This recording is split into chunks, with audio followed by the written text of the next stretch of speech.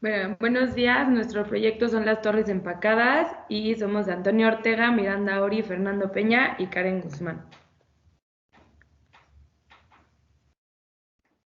Las torres empacadas, como su nombre lo dice, son columnas que están rellenas de empaque donde ocurre una transferencia de masa. Los empaques nos ayudan a mejorar esta transferencia por su área superficial para que las dos fases entren en mejor contacto.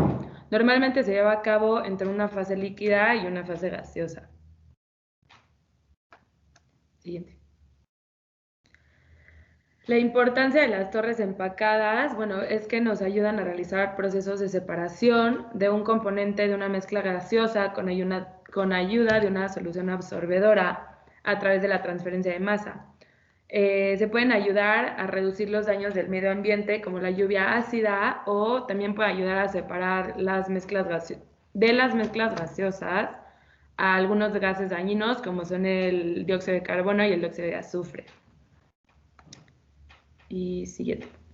Y esto se hace a través de la absorción, que la absorción de gases es una operación en la cual una mezcla gaseosa se pone en contacto con un líquido para disolver de manera selectiva uno o más componentes del gas y obtener una solución de estos en el líquido para un tratamiento posterior. Existen dos tipos de absorción: la física, que se basa en la solubilidad del componente en el solvente o en la solución absorbedora, y la química, que se basa en que se genere un nuevo componente, o sea, como una reacción, el cual tenga una diferente solubilidad.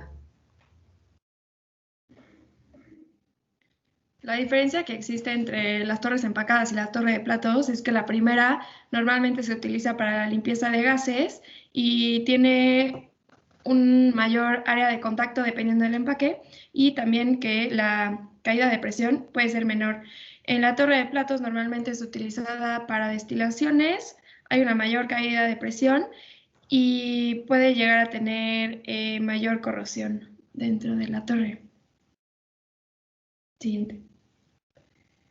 Existen diferentes tipos de empaques al azar y empaques estructurados. Los que están en la foto son empaques al azar, los cuales pueden ser de diferentes materiales como metálicos, cerámicos y poliméricos. La característica es que cuando se rellena la torre no hay un orden específico y dependiendo del material, o sea, del proceso, escoges el material. Si son metálicos, se tiene una mejor transferencia de calor, y si son poliméricos, los cuales son los más utilizados normalmente, son más ligeros y pues mejores. Los empaques estructurados son más grandes y están arreglados de cierta manera para que pase el fluido y la mezcla de gases pues de una forma organizada y estructurada. Siguiente. Algunos de los empaques comunes es como el Nordpack, que es el que vamos a utilizar en el ejemplo de la presentación. Estos normalmente son poliméricos y se usa para el lavado de gases como ácido clorhídrico, dióxido de azufre y NOx. Los anillos PAL también son utilizados, y los anillos Ratcher, que son los de hasta abajo, no son tan convenientes, fueron los primeros empaques, pero el área de transferencia es mucho menor que la de Nordpack o los anillos de PAL. En este proyecto se van a tratar dos problemáticas: la problemática de la industria petrolera, la cual se tratan hidrocarburos. Como se sabe, bueno, uno de los subproductos que se tiene es el dióxido de azufre y el dióxido de carbono, los cuales son los que se van a separar. Se va a generar un modelo especial para una columna de CO2 y otra de dióxido de azufre. El crudo, como se sabe, tiene muchísimos hidrocarburos como el benceno, tolueno y los dióxidos de azufre. Siguiente. También se va a generar para la producción de hornos de tabiques, la cual genera muchísimo CO2, el cual se va también a separar. Siguiente. El CO2 y el hidróxido de azufre son gases que son un poco dañinos, el CO2 especialmente más, genera también lluvia ácida, por lo cual lastima el medio ambiente. Y el CO2 es un gas de efecto invernadero, el cual también causa daño al medio. Sí. Las ventajas, ¿por qué se va a separar o por qué se busca separar estos gases? Porque a veces estos productos son de valor agregado.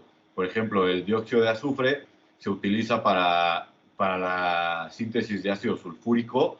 También se utiliza en la industria del papel como un agente blanqueador. El dióxido de carbono se utiliza en la industria de las bebidas para generar bebidas carbonatadas y también es un componente para la fabricación de las aspirinas. Entonces, por lo tanto, también son un producto con valor agregado, lo cual, además de que hace daño, también se tienen que limpiar. Siguiente. Para calcular las dimensiones de la torre de absorción, se utiliza un modelo matemático que está basado en los datos del equilibrio del agua y el gas que se desee disolver en el agua. En este caso, demostramos el del CO2. El CO2 se lleva a cabo se separa por medio de una separación química, en donde se utiliza una solución acuosa con monoetanolamina al 30% en masa. Del lado izquierdo podemos ver las condiciones de operación, es una temperatura media, una presión relativamente alta de 5 atmósferas y tenemos una alta proporción de CO2 en la entrada del 95% molar contra el 5% de aire. En el modelo matemático se utiliza el balance de masa, un flujo mínimo de solución absorbedora que nos da un parámetro de cuánta agua más monoetanolamina se tiene que utilizar para lograr esta separación de un gas tan concentrado como es este caso el CO2. Para calcular el diámetro se utilizó la gráfica de Eckert. Entonces, esto toma en cuenta una presión de inundación máxima por metro de empaque. Entonces, si se sobrepasa esta presión de inundación, pues tenemos una inundación en donde deja de funcionar la torre y se pueden generar más problemas de aumentos de presión exponenciales en zonas locales de la torre que puede llevar a explosiones, etc. Después, para la altura de la torre, se utilizó la función que depende de la fracción molar en el seno de la torre. Entonces, bueno, se miden diferentes concentraciones de CO2 a lo largo de la torre. Se introducen a una función y después se resuelve una integral por medio de la regla de los trapecios y se va calculando la diferencia de altura entre cada sección hasta que se obtiene la altura final. Después, para la caída de presión, se utiliza un modelo matemático obtenido en un artículo citado y en pues, lo único que se hace es tomar en cuenta diferentes características de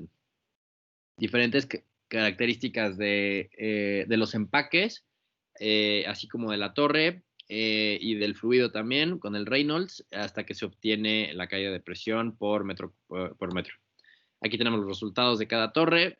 En el caso del CO2 tenemos un diámetro de 1 metro y una altura bastante alta de 25 metros, que se puede después sugerir que se pueda dividir en diferentes torres debido a la gran altura que tiene.